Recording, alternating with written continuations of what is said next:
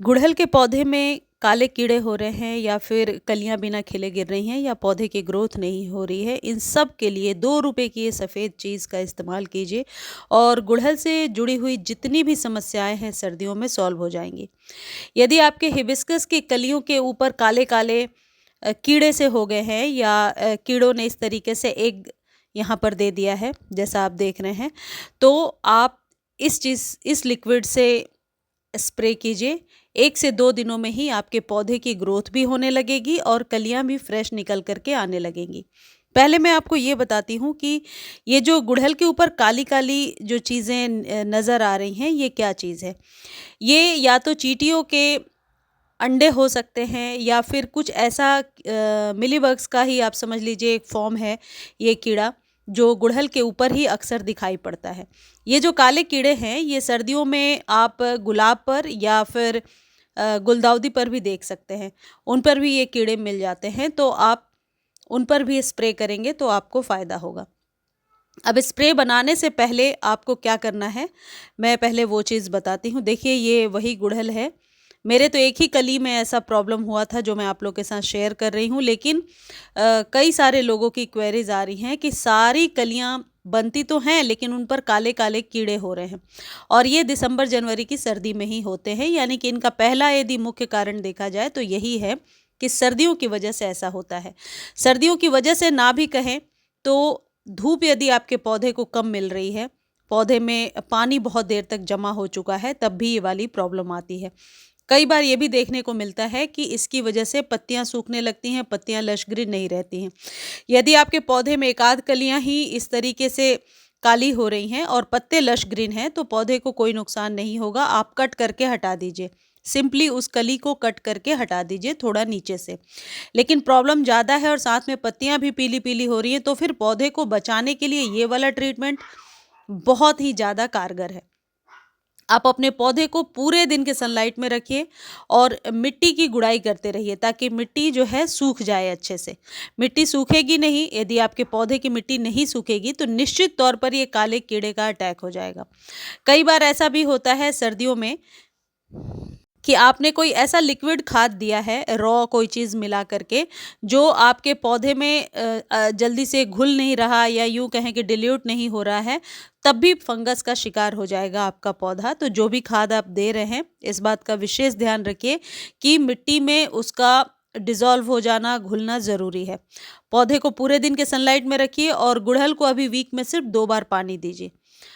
साथ ही साथ यदि आप गुड़हल को खाद भी कोई देना चाहते हैं तो ये जो चीज़ मैं आपको बता रही हूँ ये एज अ फंजीसाइड तो काम करेगा ही, साथ ही साथ खाद के रूप में भी आपके पौधे की सॉइल को एसिडिक बनाएगा और निश्चित तौर पर इससे ग्रोथ होती है।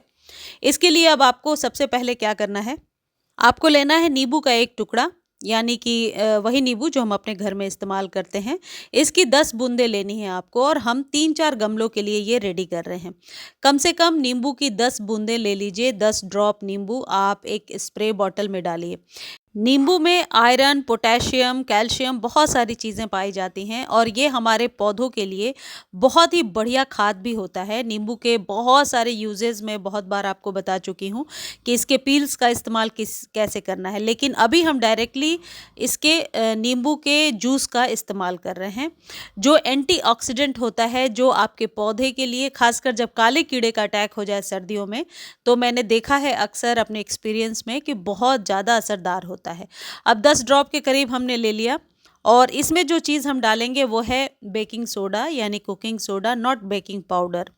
यहाँ पे कन्फ्यूज़न नहीं होनी चाहिए, बेकिंग पाउडर नहीं है ये, खाने वाला सोडा के नाम से जो आपको मिल जाएगा बहुत आसानी से ग्रॉसरी शॉप पर, ये वही कुकिंग सोडा है, बेकिंग सोडा है, जो आपको आधा चम्मच इसमें डालना है।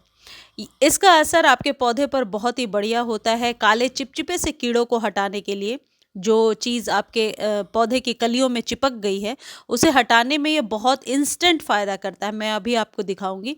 इसे डाला और अच्छे से इसे पानी में डिल्यूट कर लीजिए, चाहे तो 5-7 मिनट के लिए छोड़ दीजिए। फिर स्प्रे बॉटल का जो नोज़ल है वो थोड़ा सा ठीक कर लीजिए। जैसे देखिए मैं इस तरीके से जब स्प्रे कर रही हूँ बिल्कुल फुहारों जैसा, तो इसका इफ़ेक्ट ज़्यादा नहीं हो रहा है।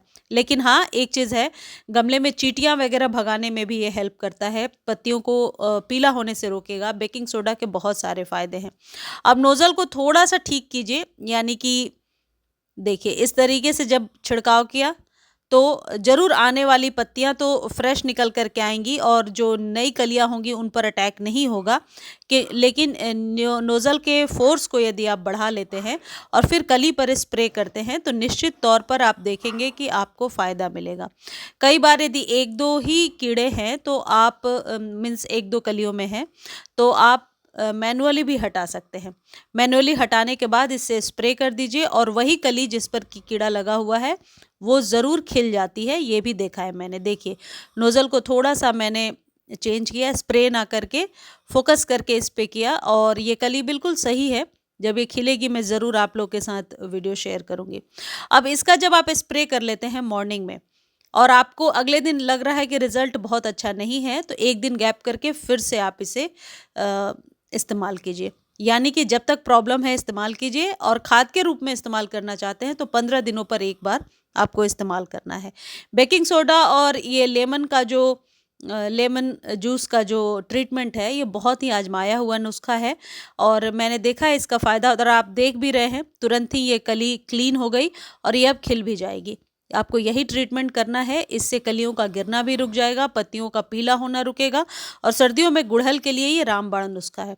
पौधे को पूरे दिन के सनलाइट में रखिए, पानी का विशेष ध्यान रखिए। मुझे उम्मीद है ये जानकारी आपको बहुत अच्छी लगी होगी।